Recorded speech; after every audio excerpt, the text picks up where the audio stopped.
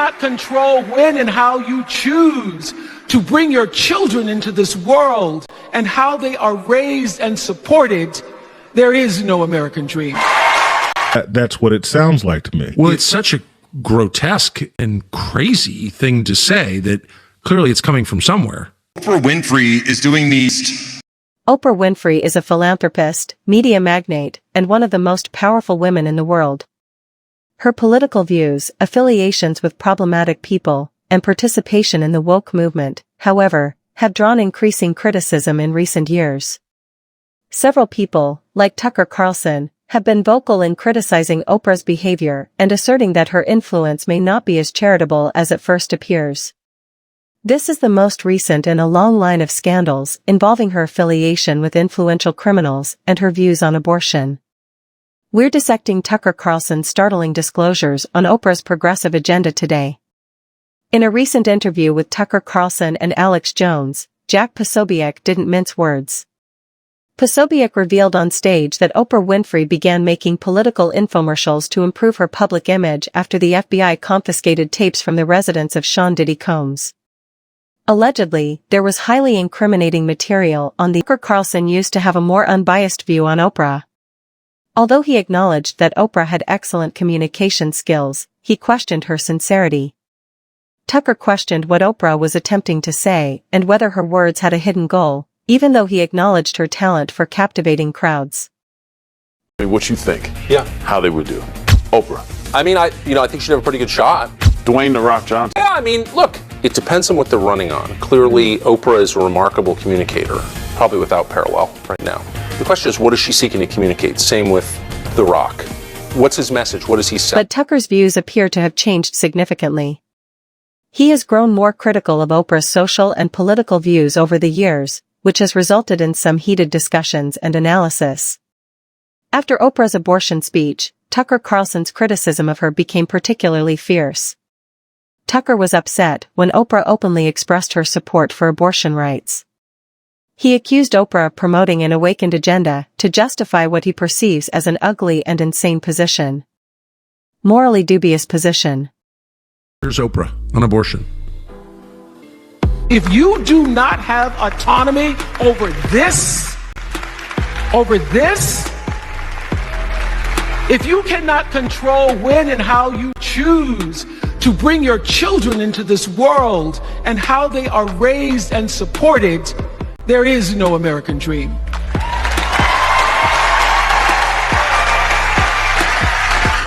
There's no American dream without abortion. That to me sounds like a woman that's had an abortion. I don't know, but that's what it sounds like to me. Well, it's such a grotesque and crazy thing to say that clearly it's coming from somewhere. Oprah's video with actor Dwayne "The Rock" Johnson was another instance that garnered national attention. The pair created a video urging people to give money to aid the victims of the horrific fires that occurred in Maui. At first, the message appeared admirable, but many soon saw the irony. One of the richest women in the world, Oprah, has a large home in Maui that is guarded by a private fire department. She was requesting contributions from regular Americans in spite of her vast resources. So hopefully you already watched this. We were so concerned about what was happening in Maui. So if you send a donation, just click where you see below and send a donation.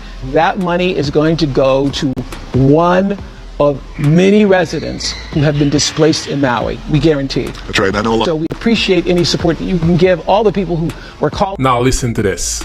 You're so concerned about what's happening in Maui that you somehow managed to hire a private firefighting team to protect your land before the fire started.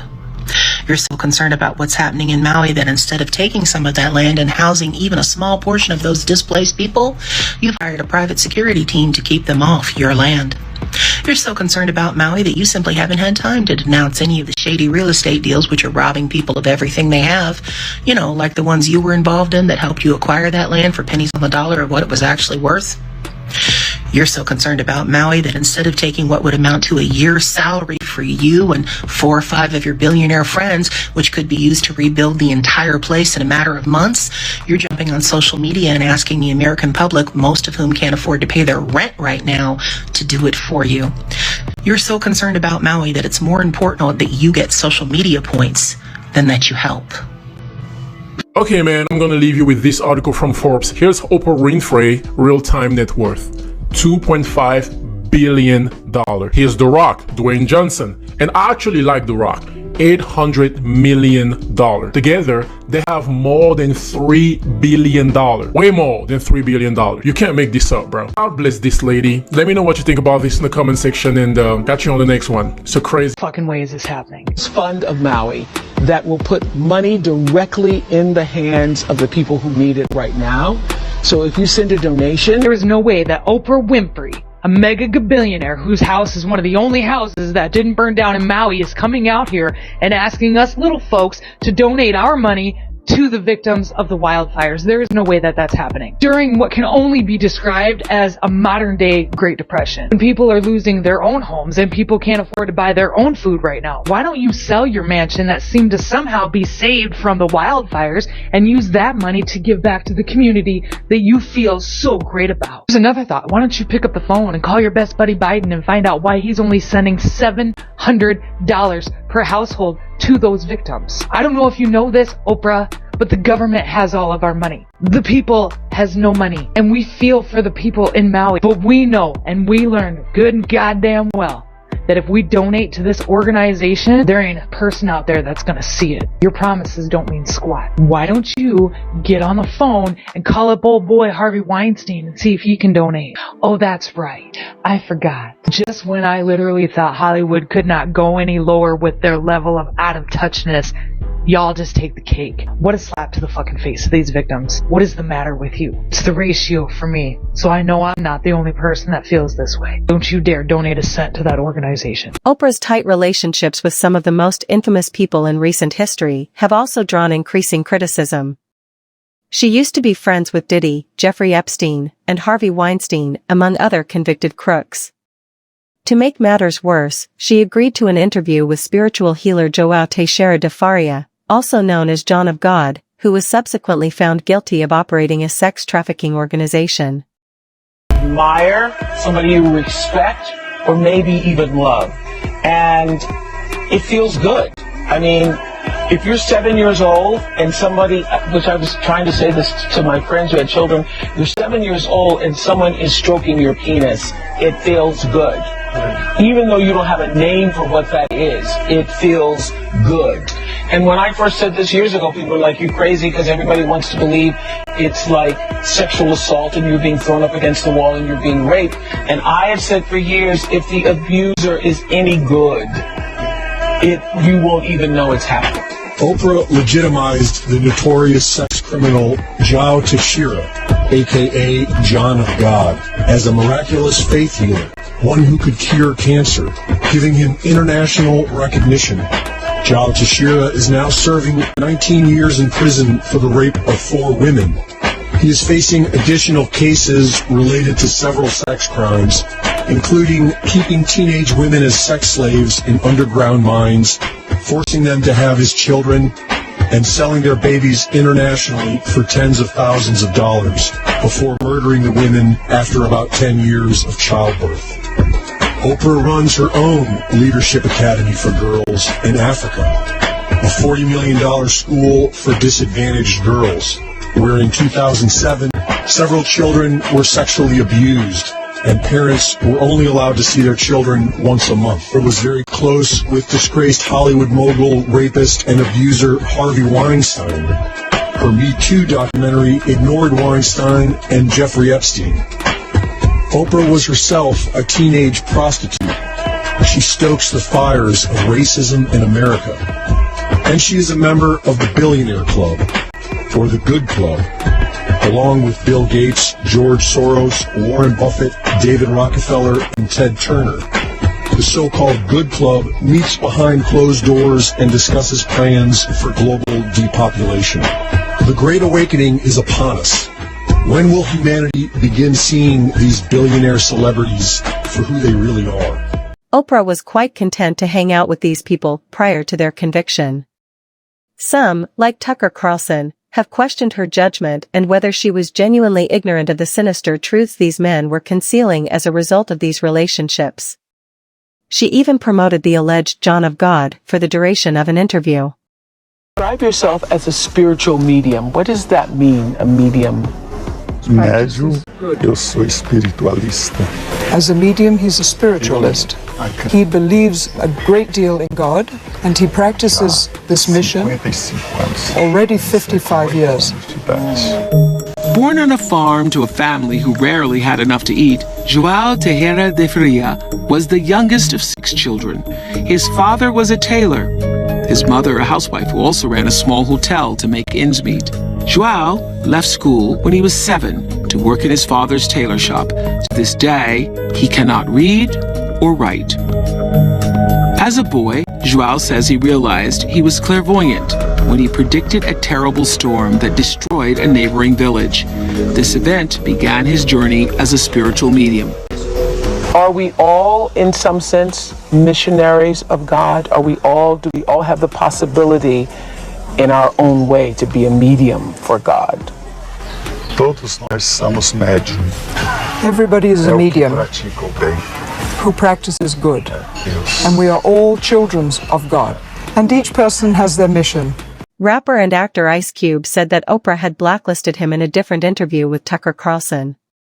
Ice Cube claims that Oprah abandoned him because he didn't share her political beliefs. He asserts that Oprah's impact goes much beyond her media empire, influencing who is given opportunities in Hollywood and who is excluded for not sharing her political views. Some platforms will not have me on. Why? They don't like that I'm, an independent thinker. I'm not part of the herd. I'm not part of the go along to get along gang, so to speak. So, I'm an outsider. And so, I'm not part of the club. So I have to go places for one, that I'm welcome, and where I can voice my opinion without somebody, saying I'm a bad person and that they never want to have me on their platform again. What platforms have banned you? I've been, I tried to go on The View. They didn't have me on The View. Why? Well, a few of the guests just really didn't like where I was coming from. So, or a few of the hosts, I mean. So that's what I was told by the producers. I don't know if the producers was just copping out and using some of the hosts to not have me come on and explain myself, but you'd be a good booking for them. I've been on there before. Yeah. It's just when I've became an independent thinker, when I've, I'm not, I don't follow their brand of politics, I guess. But if you can't think for yourself, then you're not really free, are you? No, you're not. You're not. But I've been excluded. I've been excluded on Oprah. On Oprah? On Oprah, yeah. I've been excluded. Yeah, man. I would think you'd be the person Oprah would want to promote. I mean, you grew up in South Central. You were successful at a young age. You have dignity. You say what you think. I thought that was the goal. Me too. I don't know what it is, but, several of my, I had a movie called Barbershop, Yeah, I remember. That I wasn't invited to participate with the cast. I produced a show called Black White, and it was a very controversial show. And once again, they had the whole cast on, but I wasn't invited. And so I don't know. On Oprah's show. Yeah, so I don't know what that's. But Oprah's obviously a saintly, godlike figure who's revered by all decent people. Why would she exclude you? I really don't know. That's something that I would love to find out. But I can't tell you, if there's a single thing that I've done or said to her. Have you noticed that it is more controversial to criticize Oprah than to burn the American flag? Really? Seems that way. I've never heard anybody criticize Oprah. Do you think it's political, or do you think it's deeper than that? You're not like a right-winger. No. You don't even seem that political. No, I'm not really. I'm pretty much, just want to do right by the people, you know. So if that comes through political means, that comes through the private sector, wherever it comes, you know, I'm down to work with whoever's down to do something right for the people. The world took notice of Oprah's well-publicized chat with Meghan Markle and Prince Harry. The couple talked about their difficulties in the royal family, with Meghan specifically addressing her difficulties. Tucker Carlson, however, was not persuaded. Despite their riches and influence, he chastised Oprah and Meghan for playing the victim. Tucker objected to the notion that two of the world's most powerful women were portraying themselves as oppressed. He maintained that this story was a component of the larger woke agenda and that the public found it difficult to empathize with their hardships because of their privilege and power. That's the sad irony of the last 4 years, is I've advocated for so long for women to use their voice. And then I was silent. Were you silent or were you silenced? The latter.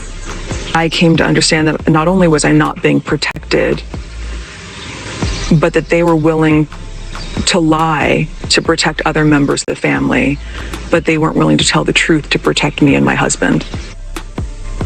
I had bodyguards, but I was not protected. I was silenced, says the lady doing a TV interview with Oprah Winfrey. When I speak, only 100 million people hear it around the world, though, to be fair, the number rises considerably once you count DVR and internet views. But the point remains, I have been silenced. I am a victim.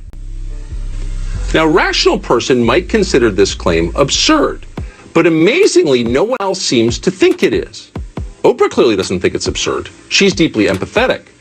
Oprah's worth more than $1 billion, but she knows the pain because she sees herself as a victim too, she often says. Oprah Winfrey is one of the most powerful women in the world, and her relationships, messages, and actions are significant. However, there is growing fear that her influence is being utilized to forward a contentious agenda, as Tucker Carlson and others have noted. The criticism of Oprah has only gotten worse because of her political activism and her ties to influential criminals. What do you think, Ben? Is Oprah the kind person that many people think she is? Or is there another factor at work? For now, that's all. Remember to let us know if you believe there is more going on. For now, that's all. Remember to leave your thoughts in the comments section below. To receive additional updates, click the bell symbol.